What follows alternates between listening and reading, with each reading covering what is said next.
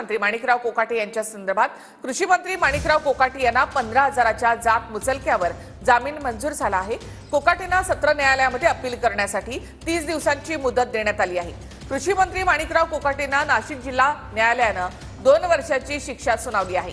2 वर्षाचा कारावास आणि 50,000चा दंड अशी शिक्षा सुनावण्यात आली। 1995 मध्ये फेरफार आणि फसवणूक करत म्हाडाच्या सदनिकाल लाटल्याचा आरोप त्यांच्यावर आहे। 1995 मध्ये म्हाडाच्या मुख्यमंत्री 10% कोटा या योजनेमधून घर मिळवण्यासाठी खोटी कागदपत्र दिल्याचा ठपका। स्वतःचं घर नसल्याचं, उत्पन्न कमी असल्याचं सांगून 2 घरं पदरात पाडून घेतली। इतर 2 लाभार्थींना मिळालेली दोन्ही घरं देखील स्वतःच्या नावावर करून घेतली। घर नावावर झाल्यानंतर अनधिकृत बांधकाम केल्याचा ठपका ठेवण्यात आला। 1997 मध्ये तत्कालीन अतिरिक्त जिल्हाधिकाऱ्यांच्या फिर्यादीनंतर कोकाटे बंधूंसह 4 विरोधात गुन्हा दाखल। 27 वर्ष नाशिक न्यायालयात खटला चालला। 10 साक्षीदार तपासण्यात आले।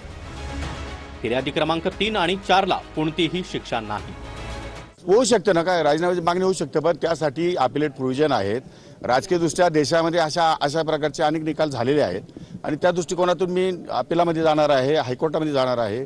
त्यामुळे न्याय मागण्याचा अधिकार, जसा न्यायालयाला निकाल सुनावण्याचा अधिकार आहे तसा न्याय मागण्याचा अधिकार मला पण एक नागरिक बनून, तेव्हा मी वरच्या कोर्टामध्ये न्याय मागणार। गेल्या 30 वर्षापूर्वी ही केस रजिस्टर झालेली आहे। त्यावेळेस दिघोळे साहेब राज्यमंत्री होते।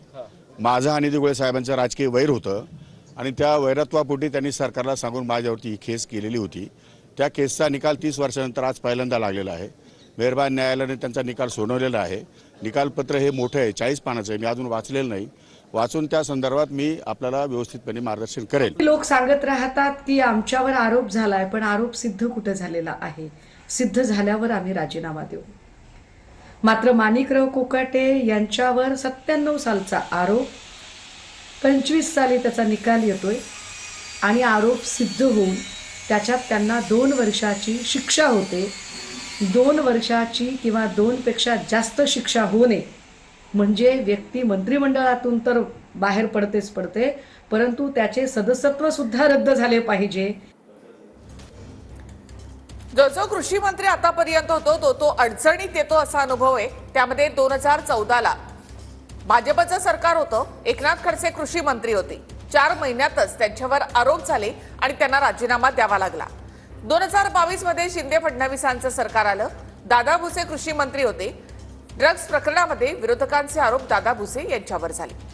त्यानंतर 2024 मध्ये आता शिंदे दादा फडणवीस यांचं सरकार आहे।